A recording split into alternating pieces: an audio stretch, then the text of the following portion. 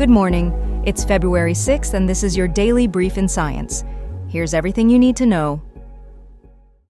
A UCSF study finds that specific CD8 plus killer T cells are more abundant in the cerebrospinal fluid of people with multiple sclerosis or early signs, suggesting these cells may drive the disease by targeting EBV.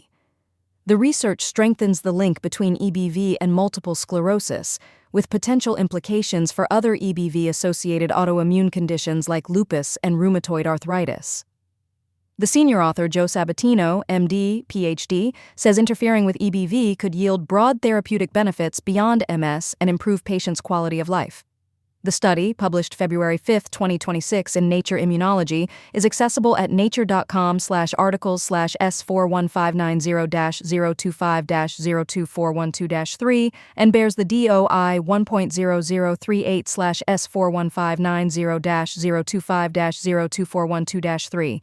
It identifies a clonally enriched CD8 plus T cell subset in MS patients and connects viral gene activity to disease pathology, advancing the understanding of how EBV may influence autoimmune attack on myelin.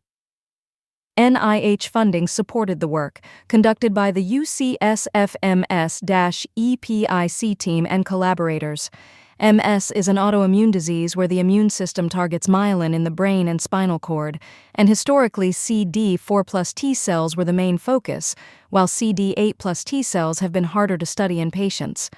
Although EBV is carried by about 95% of adults, its role in MS has remained unclear.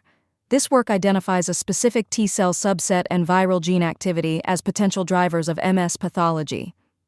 The paper's reference Ha-Yash-I-F et al., 2026, confirms the antigen specificity of these CD8 plus T cells in MS and underscores the potential for antiviral and immune-based drug discovery to address MS and related conditions. A new experimental pill called enlicitide is showing significant LDL cholesterol reductions in high-risk patients already on statins, potentially offering an easier alternative to injectable PCSK9 inhibitors. In a randomized trial of more than 2,900 participants, enlicitide lowered LDL cholesterol by up to 60% over 6 months, with similar benefits sustained over a year and no notable safety differences versus placebo.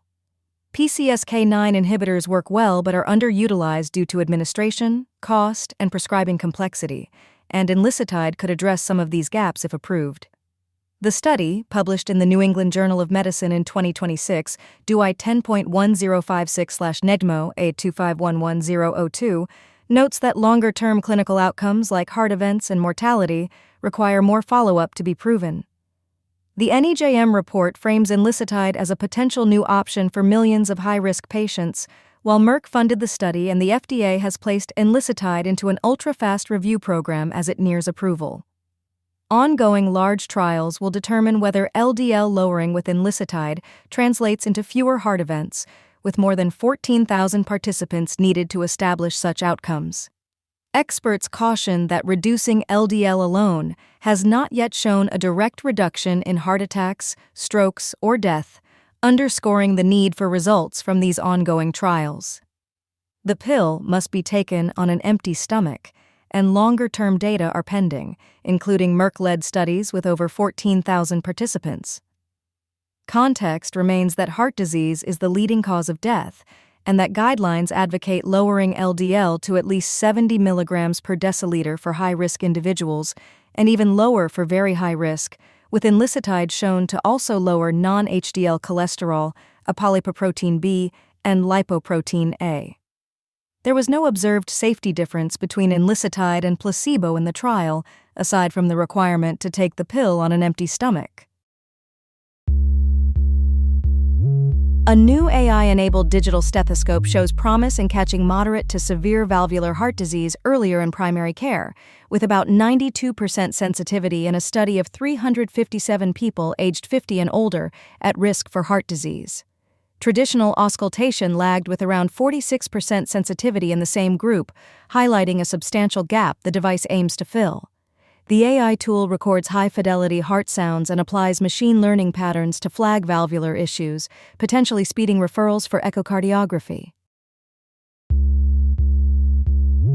A new approach to preventing recurrent strokes is showing promise in a large international trial. Asundexian, added to standard antiplatelet therapy, reduced recurrent ischemic stroke without increasing major bleeding risk in the OCEANIC-STROKE study. The drug targets factor X1, aiming to prevent large clot formation while maintaining a lower bleeding risk than therapies that target factor XA. In the trial, Asundexian plus antiplatelet therapy cut ischemic stroke by about 1/4 compared with placebo, and lowered rates of disabling stroke, major bleeding, and serious adverse events, with signals of reduced cardiovascular death and other outcomes. These results are preliminary and were presented at a conference. Confirmation will require peer review publication. The study enrolled more than 12,300 adults across 702 sites in 37 countries, with follow-up from several months up to just over 2.5 years. Bayer funded the trial and supplied the drug and placebo, and the study has not yet received FDA approval for stroke prevention. There was no evidence of increased intracranial or major bleeding, and an overall net benefit for patients was observed. An imaging sub-study is ongoing to further evaluate clotting and bleeding effects, and limitations include relatively few participants with severe strokes.